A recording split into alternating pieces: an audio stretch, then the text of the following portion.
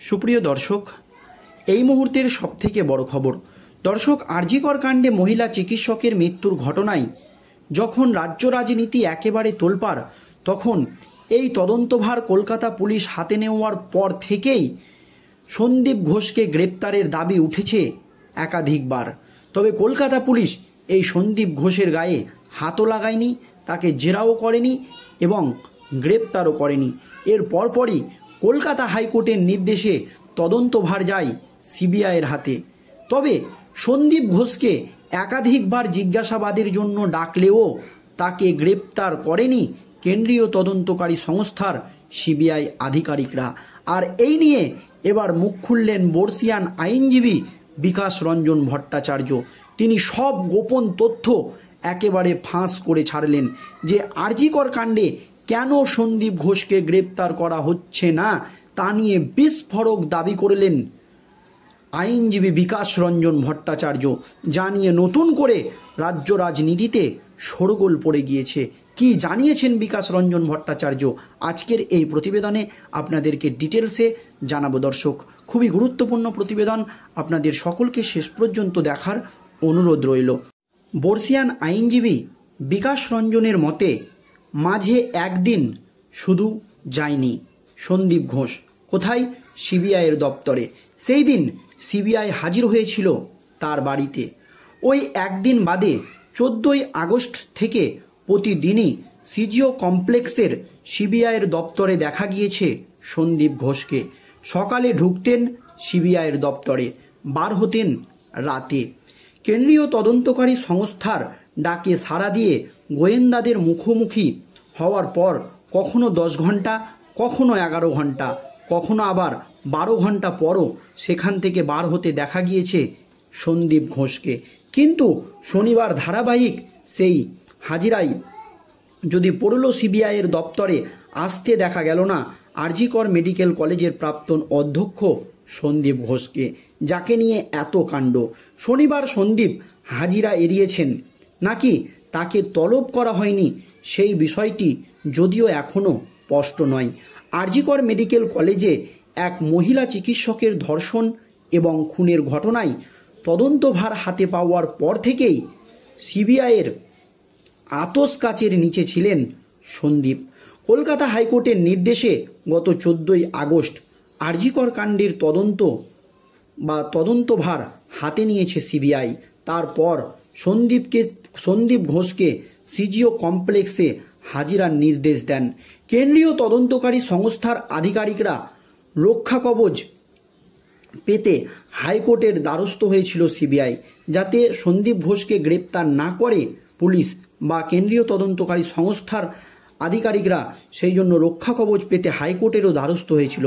তবে আদালত তাকে সিবিআইয়ের কাছে হাজিরা দেওয়ার নির্দেশ দেয়।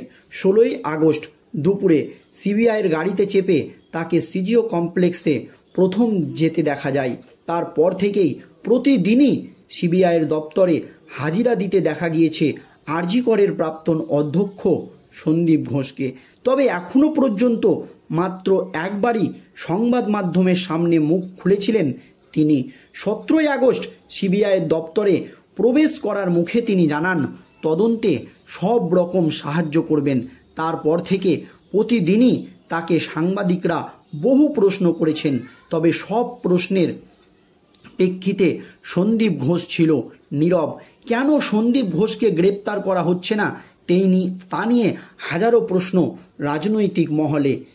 আর এই আবহে মুখ খুলে বিস্ফোরক দাবি করলেন বিকাশ রঞ্জন ভট্টাচার্য। যা বললেন তাতেই নতুন করে রাজ্য রাজনীতিতে একেবারে শোরগোল পড়ে গিয়েছে। নবান্ন সেই আবহে আরজিকর মেডিকেল কলেজে আর্থিক দুর্নীতির অভিযোগে তদন্তের বিশেষ তদন্তকারী দল গঠনের নির্দেশ দেয়। এরপর সেই তদন্তভার কলকাতা হাইকোর্ট সিবিআইয়ের হাতে তুলে দেয়।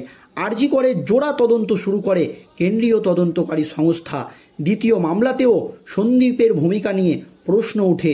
দুটি মামলাতেই জিজ্ঞাসাবাদ করা হচ্ছিল আরজিকরের প্রাক্তন অধ্যক্ষ সন্দীপ ঘোষকে।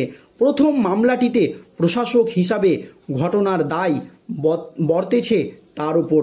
দ্বিতীয় মামলায় সরাসরি অভিযোগ রয়েছে তার বিরুদ্ধে সন্দীপের প্রাক্তন সহকর্মী তথা আরজি করের প্রাক্তন ডেপুটি সুপার আক্তার আলী আদালতে জানিয়েছিলেন সন্দীপের বিরুদ্ধে চিকিৎসার জৈব বজ্র দুর্নীতি, সরকারি টাকা নয় ছয়, ভেন্ডার নির্বাচনে স্বজনপ্রসূন, নির্মাণ কার্যে আইন ভেঙে ঠিকাদার নিয়োগ ছাড়াও বিভিন্ন আর্থিক অনিয়মের কথা। সেই সূত্রে তাকে জেরা করতে গত 25শে আগস্ট নিজাম প্যালেস থেকে সিবিআইয়ের একটি দল সন্দীপের বাড়িতে পৌঁছায়। রাত পর্যন্ত তার বাড়িতে তল্লাশি অভিযান চালান তদন্তকারীরা। তবে পরের দিন অর্থাৎ 26শে আগস্ট আবারও সিজিও কমপ্লেক্সে হাজিরা দেন সন্দীপ ঘোষ। এর মধ্যে চিকিৎসক খুনের ঘটনায় সন্দীপের পলিগ্রাফ পরীক্ষার জন্য অনুমতি চেয়ে আদালতের দ্বারস্থ হয় সিবিআই। শিয়ালদহ কোর্টে অনুমতি দেয়। 26 তারিখ সন্দীপের পলিগ্রাফ টেস্ট করানো হয়। তারপরেও সিবিআইয়ের দপ্তরে পরপর 4বার হাজিরা দিয়েছে বা 4 দিন হাজিরা দিয়েছেন আরজি করের প্রাক্তন অধ্যক্ষ। তবে শনিবার সিজিও কমপ্লেক্সে দেখা গেল না সন্দীপ ঘোষকে। আর এই নিয়ে মুখ খুলেই বিস্ফোরক দাবি করলেন আইনজীবী বিকাশ রঞ্জন ভট্টাচার্য।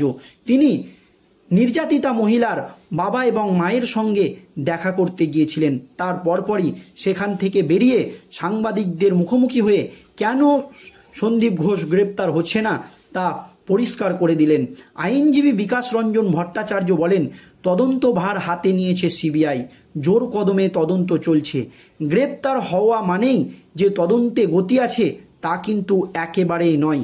পরিষ্কার জানিয়ে দিলেন সন্দীপ ঘোষ, দেশের সর্বোচ্চ সংস্থা সিবিআই তদন্ত করছে, আমাদেরকে আস্থা রাখতে হবে এবং কেন্দ্রীয় তদন্তকারী সংস্থার সিবিআই আধিকারিকদেরকে সময় দিতে হবে।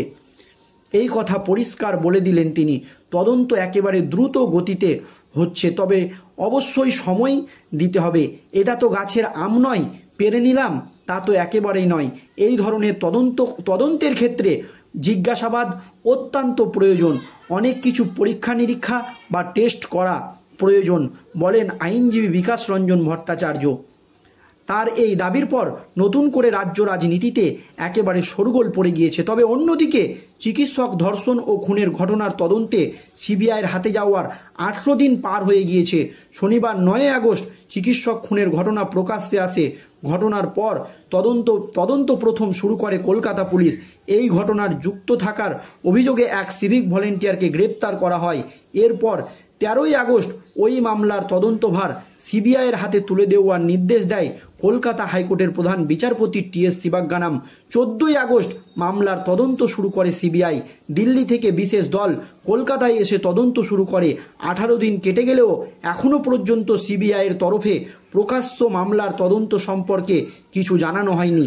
মামলার সঙ্গে যুক্ত বেশ কয়েকজনকে জিজ্ঞাসাবাদ করেছেন তদন্তকারীরা ঠিকই, কিন্তু কাউকে গ্রেপ্তার করেনি।